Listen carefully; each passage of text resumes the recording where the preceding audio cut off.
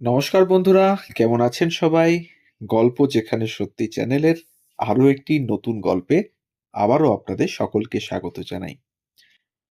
ইতিমধ্যেই অনেক মানুষ আমাদেরকে অনেক ভালোবাসা দিচ্ছেন। আমরা তার জন্য কৃতজ্ঞ, ধন্যবাদ জানাই তাদের।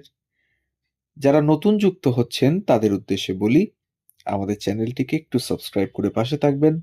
বেল আইকনটিকে প্রেস করতে ভুলবেন না, যাতে পরবর্তী গল্প খুব তাড়াতাড়ি আপনাদের কাছে পৌঁছে যায় তার জন্য। আর আমাদের ইনফরমেশন যদি এতটুকু ভালো লেগে থাকে, তাহলে অবশ্যই একটু কাছের মানুষদের সাথে শেয়ার করে দেবেন, একটা লাইক আর একটা কমেন্ট করে দেবেন।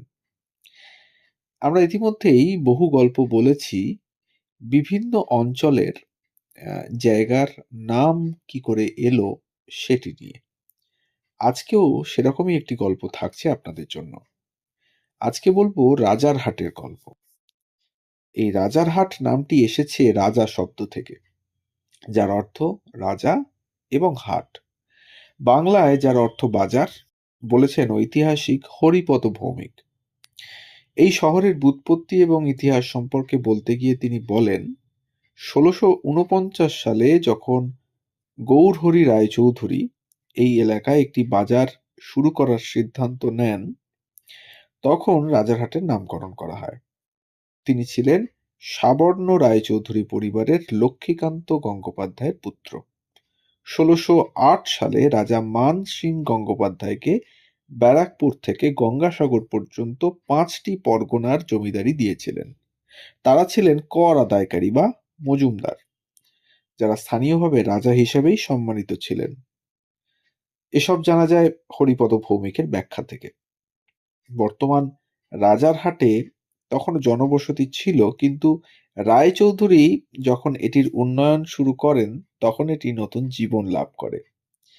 রাজারহাট নামটি কেবল সেই জায়গাতেই দেওয়া হয়েছিল যেখানে বাজারটি তৈরি হয়েছিল, কিন্তু এটি এর আশেপাশের এলাকা পর্যন্ত ছড়িয়ে পড়ে। ঠিক যেমন নদিয়া, যা এখন একটি জেলা, একসময় এমন একটি স্থান ছিল যেখানে একজন তান্ত্রিক ৯টি প্রদীপ জ্বালিয়ে ধ্যান করতেন।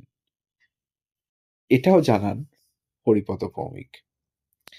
কিন্তু রায়চৌধুরীর মৃত্যুর পর তার পুত্র ১৭১৬ সালে বিরাটির নিমতায় তাদের বাসস্থান থেকে বেহালার বড়িশায় চলে আসেন।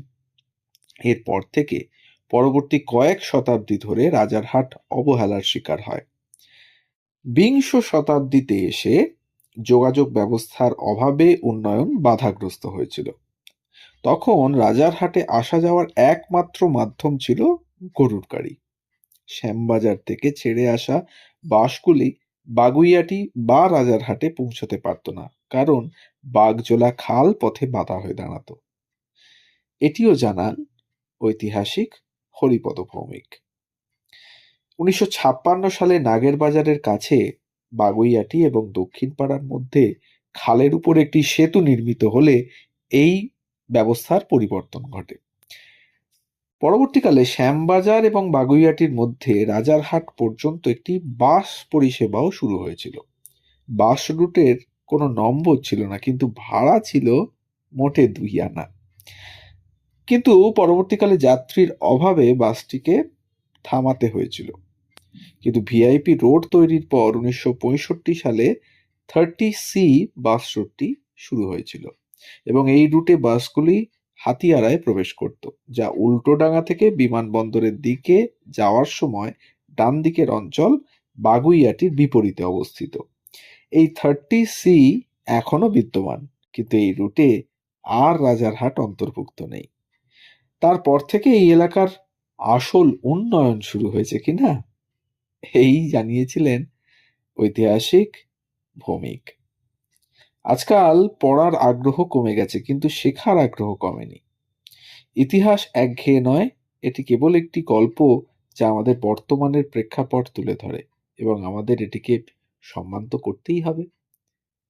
তো বন্ধুরা, এইটুকু ইতিহাস আজকে আমাদের গল্পের মাধ্যমে আপনাদের সামনে তুলে ধরলাম, যা আদতেই ঐতিহাসিক হরিপদ ভৌমিকের রিসার্চ ওয়ার্ক এবং তার একটি সাক্ষাৎকার থেকে পাওয়া এই সমস্ত তথ্য আপনাদের সামনে আজকে গল্পের মাধ্যমে আমাদের চ্যানেলের থেকে তুলে ধরলাম।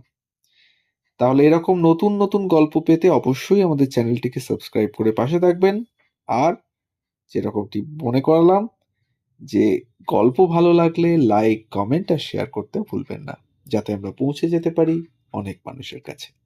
সবাই ভালো থাকুন, সুস্থ থাকুন আর শুনতে থাকুন গল্প যেখানে সত্যি। আমরা থাকছি প্রতিদিন